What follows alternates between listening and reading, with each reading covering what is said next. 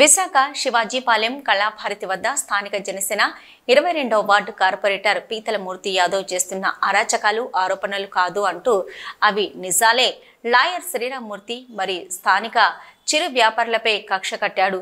Corporator పీతల మూర్తి Yadav street wonders రుసుము జీవీఎంసీకే కాదు నాకు కూడా చెల్లించాలంటూ పీతల మూర్తి యాదవ్ పలుకుబడితో షాపులు తొలగించడం చాలా దుర్మార్గం. ప్రజలకు సేవలు చేయవలసిన కార్పొరేటర్ చందాలు చేయడం చాలా దుర్మార్గమని అన్నారు. అధినేత డిప్యూటీ సీఎం పవన్ కళ్యాణ్, ముఖ్యమంత్రి నారా చంద్రబాబు నాయుడు ఇలాంటి వాళ్ళ వల్ల కూటమి పార్టీకి చెడ్డ పేరుతో పాటు పార్టీని భ్రష్టు పట్టిస్తున్నారని ఆవేదన వ్యక్తం చేశారు. మా విశాఖ ప్రతినిధి Eshwar Reddy face to face. Peethalamurthy Yadav వాటిలో అయితే ఉన్నాము.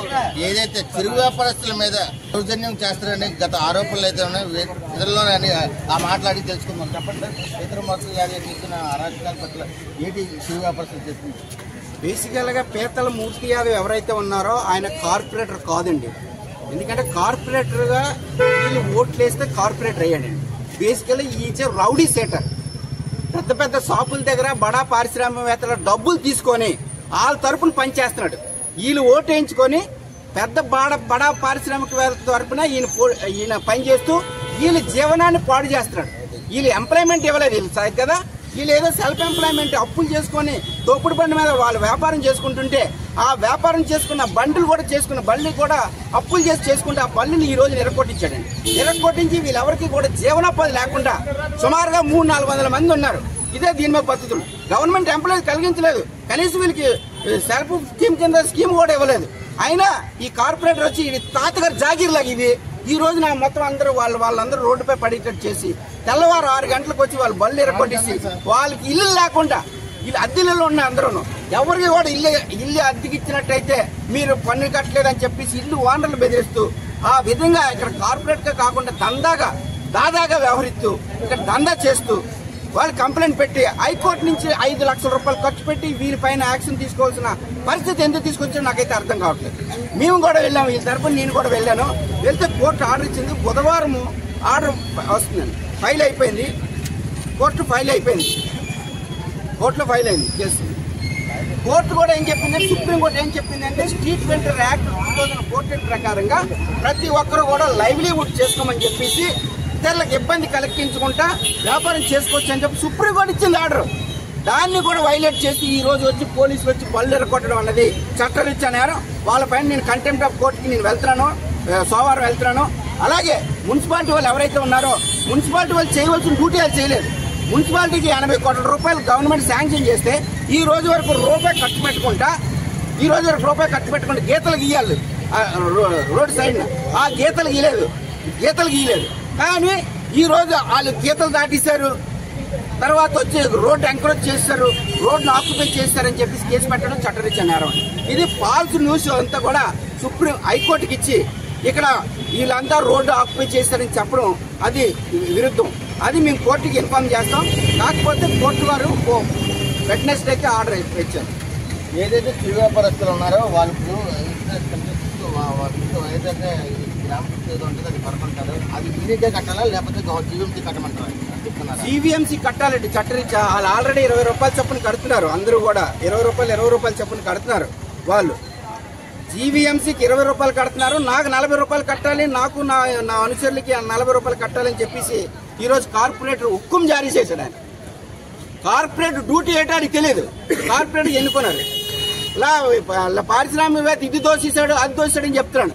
వీధి లైట్లు వెలగట్లేదు. ఇక్కడ మున్సిపల్ కాలువలు ఉన్నాయి, కాలువ మీద కొంప వస్తుంది, కాలువలు క్లీన్ చేయలేదు. దోమలు వచ్చేసిన దోమల మందు కొట్టట్లేదు, శానిటరీ చూడట్లేదు. స్కూల్లోనే లైట్లు లేవు, అది చేయలేదు. అవన్నీ గాలికి వదిలేసి ఇలా పారిశ్రామికవేత్తగా లాభస్థలం దొక్కాడు అని చెప్పి వాళ్ళ దగ్గర డబ్బులు తీసుకొని వాళ్ళ తరఫున పనిచేస్తూ ఇటువంటి వాళ్ళు పొట్టలు కొడుతున్నాడు. ఇటువంటి వ్యక్తిని సస్పెండ్ చేయాలని చెప్పేసి నేను మేయర్ గారిని, అలాగే మున్సిపల్ కమిషనర్ గారిని, రాష్ట్ర గవర్నర్ గారిని, ముఖ్యంగా ముఖ్యమంత్రి గారికి చెప్తున్నాం, పవన్ కళ్యాణ్ డిప్యూటీ సీఎం గారికి కూడా చెప్తున్నాం. ఇటువంటి వ్యక్తులకు మీరు టికెట్ ఇచ్చి మీరు మీ పార్టీ పరువు తీసుకోవద్దు. ఎందుకంటే ఈడు కార్పొరేటర్ కారు పోరంబోకు. ఎందుకంటే ఈయన ప్రభుత్వ స్థలాన్ని ఆక్యుపై చేశాడు. పారిశ్రామికవేత్తల దగ్గర డబ్బులు తీసుకొని వాళ్ళు బ్లాక్ మెయిల్ చేసి వాళ్ళ దగ్గర డబ్బులు తీసుకొని వీళ్ళు పట్టుకొడుతున్నాడు. ఇటువంటి వ్యక్తిని సస్పెండ్ చేయాలని చెప్పేసి నేను డిమాండ్ చేస్తున్నాను. లేని పక్షంలో రానున్న ఎలక్షన్ లో మీ యొక్క పార్టీల తాలూకా డిపాజిట్ గలం చేయాలని అందరూ కూడా మేమందరూ సిద్ధంగా ఉన్నాం. కావున ఈ కార్పొరేట్ ని సస్పెండ్ చేయాలని చెప్పేసి మేమందరం కూడా భక్తకంఠతో చెప్తున్నాం. లేని పక్షంలో మీరు వీళ్ళందరూ కూడా ఎంప్లాయ్మెంట్ కలిగించండి. సుప్రీం కోర్టు ఆర్డర్ ఇచ్చింది కదా, మీరు నా చేత ఎన్నుకోబడ్డారు కదా, మీరేం పుట్టుకలు ఎవడు కూడా మంత్రి కాదు, ఎమ్మెల్యే కాదు. మేము ఓటేస్తే మమ్మల్ని అడుక్కుంటే మేము ముష్టేస్తే మీకు ఓటు, మీరు కార్పొరేటర్ అయ్యారు, ఎమ్మెల్యే అయ్యారు, లేదా మినిస్టర్ అయ్యారు, అది మీరు తెలుసుకోండి. లేకపోతే రానున్న ఎలక్షన్ లో మీ యొక్క డిపాజిట్ గలం చేసి మీరు ఎక్కడి నుంచి వచ్చేసి అక్కడికి వెళ్ళిపోతారు. అందులో విచిత్రమైన పరిస్థితి ఏంటంటే ఇదే మూర్తి యాదవ్ ఎవరు కార్పొరేటర్ ఎవరైతే ఉన్నారో వాళ్ళ మేనేజ్ ఇక్కడ జంతువులు చేగొడలు అమ్ముకునేది ఆవిడ ఇక్కడ అమ్ముకుని ఆడు ఇదే ప్లేస్ నుంచి వెళ్ళిన వ్యక్తి ఈ రోజు నుంచి వాళ్ళు వీళ్ళ పైన అమానుష్యంగా ప్రవర్తించడం అనేది చట్టరీత్యా నేరం.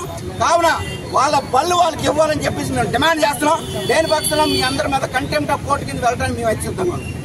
ఏదైతే లాయర్ శ్రీరామూర్తిగా చెప్పారో అలాగే ఏదైతే తెలుగు చెప్తారో వాళ్ళు కూడా అయితే ప్రాబ్లం ఏంటంటే దగ్గర 30 సంవత్సరాలు బట్టి ఇక్కడే బతుకుతున్నాం. ఏ కార్పొరేటర్ చేయలేదు. ఈ పరిస్థితి వచ్చిన కారణం మాత్రం మేము ఎలా బతకాలి, మా పిల్లలతో ఎలా బతకాలి, మేము ఇద్దరు ఎలా కట్టుకోవాలి, మా పిల్లలు ఎలా పెంచుకోవాలి అది చెప్పండి. ముందు మాకు ఎలా పరిష్కారం చెప్తారో చెప్పండి. ఇప్పుడు కారణం ఏంటి? ఇప్పుడు రమ్మనండి అతన్ని, ఇప్పుడు రమ్మనండి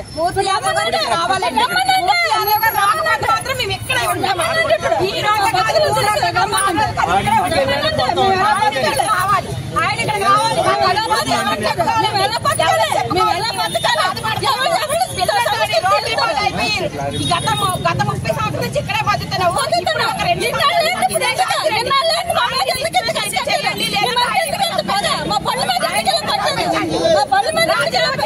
అతనితోటి లేదంటే ఆయన ఇక్కడ రమ్మనండి. ఏదైతే మూర్తి యాదవ్ చెప్తున్న గతంలో ఆరోపణలు అన్నారు అవి నిజాలుగా ఈ రోజు ప్రజలైతే పూర్తిగా చెప్తున్నారు. అలాగే చిరు వ్యాపారస్తులు తన కంట బాధ గొంతులోని బాధలంతా జగన్ చెప్తున్నారు.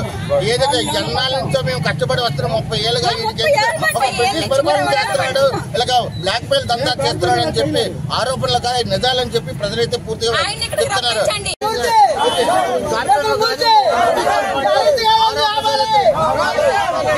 అరాచకాలు కూడా దీపాన్ని